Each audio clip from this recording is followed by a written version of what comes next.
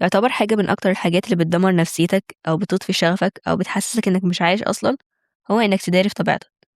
ده بيمشي على كذا حاجة في حياتك، سواء مثلا علاقاتك في الحياة أو أي طريق بتختاره إنك تمشي فيه. لو تصرفاتك مع ناس مش جاية من طبيعتك أنت، هتحس دايما بالوحدة مهما كان حواليك ناس. لو مثلا اخترت طريق تمشيه برضه مش من اهتماماتك ومش حاسس فيه بالهدف، لا أنت بتمشيه وخلاص علشان أي حاجة تانية، علشان مثلا الناس اللي حواليك هيحبوا كده، أو علشان شايف ناس كتير ماشية في الطريق ده فقلت تمشي فيه. يعني بالمعنى الحرفي انت لاغي اصلا اهدافك، لاغي اهتمامك بحاجة معينة وماشي مع القطيع وخلاص. دي حاجة من اكتر الحاجات اللي بتدمرك وبتطفي روحك حرفيا. دايما هتحس انك بتجري وخلاص. طبعا من غير ما انا اقول، لو انت اصلا بتتصنع شخصية هتحس ان انت مرهق نفسيا دايما، مرهق برضه جسديا دايما، لان دي بتأثر على دي.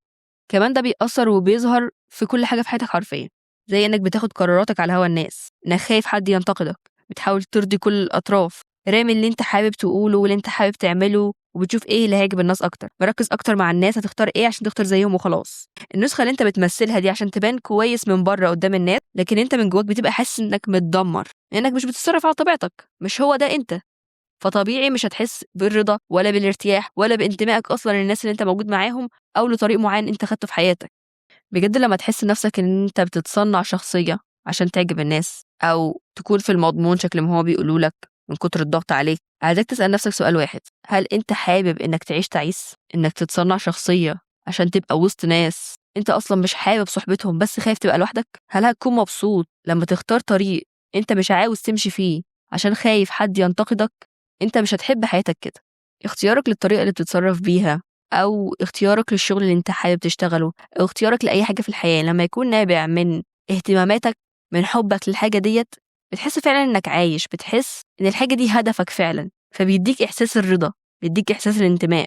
يعني مثلا لما انت تكون شغال في مكان انت مش بتحبه، او بتشتغل حاجه انت مش حاببها، حرفيا بتعد ساعات الشغل اللي انت بتشتغله، او حاسس دايما بمقاومه، دايما طاقتك مستنزفه، الشغل اللي انت اشتغلته دوت مش بيديك اي احساس بان ده هدفك في الحياة. فهو ده قصدي لما اقول ان الحاجة دي تبقى عكس طبيعتك. فلما تختار شغلك على اساس حاجة انت مهتم بيها فعلا، وحاجة انت حابب تعملها فعلا، حابب تتطور فيها، عندك رغبة في انك تعرف اكتر عنها، مش هتحس اصلا بالوقت هو بيمشي، واللي بيدفعك انك تكمل هو رغبتك في انك تعرف اكتر، او رغبتك انك تتدرب اكتر على الحاجة دي.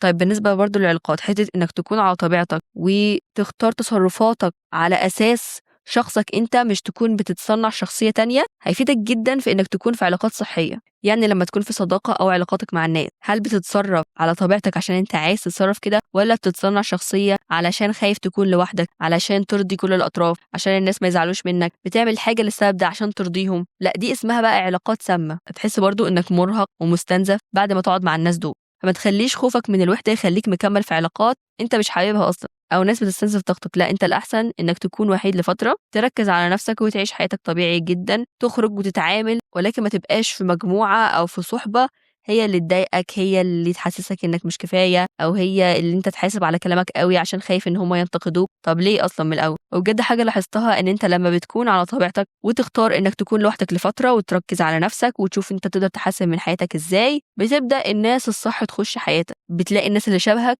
ان هم عندهم نفس النضج، ان هم عندهم تفكير ايجابي، بيشجعوك، مش بيفضلوا ينتقدوا فيك، دماغهم مش متحجمة، عندهم طموح. فهو ده قصدي، ان انت ما تخافش من الوحدة، انت كده كده هتلاقي فعلا ناس شبهك، بس لما تتعلم انت تحب نفسك الاول، لما تتعلم ان طبيعتك دي هي الاساس، انك ما تخسرش نفسك عشان خاطر حد، انك ما تتصنعش شخصية عشان اللي حواليك يعجبوا بيها وخلاص.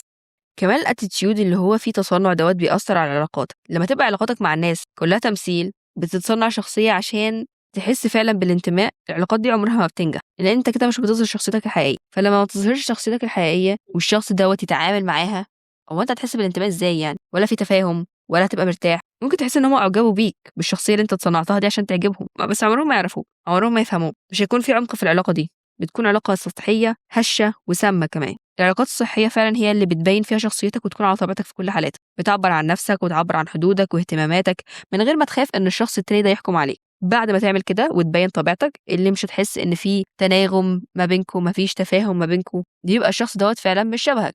عادي جدا، عادي جدا انت ما تكملش مثلا في العلاقة دي او ما تكملش في الصداقة دي، لانك لو كملت في العلاقه دي هتكون علاقه سامه في حياتك اللي حرفيا هتضيع وقتك وتستنزف طاقتك. عايزك تبقى حاطط في دماغك ان مش كل الناس هتحس بتناغم معاهم، مش كل الناس هترتاح معاهم او هيحبوا شخصيتك، وده طبيعي جدا. انت مش موجود اصلا هنا عشان تعجب الناس كلها، لكن عشان تكون في علاقات صحيه تحس فيها بالامان والانتماء والراحه بس مع ناس معينين.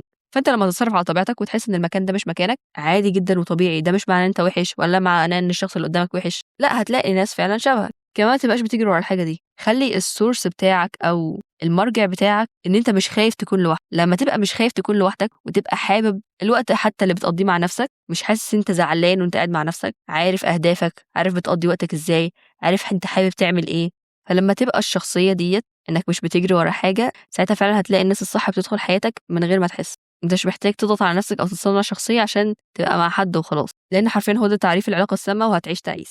كمان لما تكون مرتاح وانت على طبيعتك بتقول اللي انت حابب تقوله بطريقه مباشره من غير ما تخاف من النقد، بتحترم حدودك، مش بتوافق على كل حاجه عشان ما حدش يزعل منك، لكن بتعمل الحاجات اللي ماشيه مع قيمك ومبادئك، بس في نفس الوقت مش بتيجي على حساب نفسك.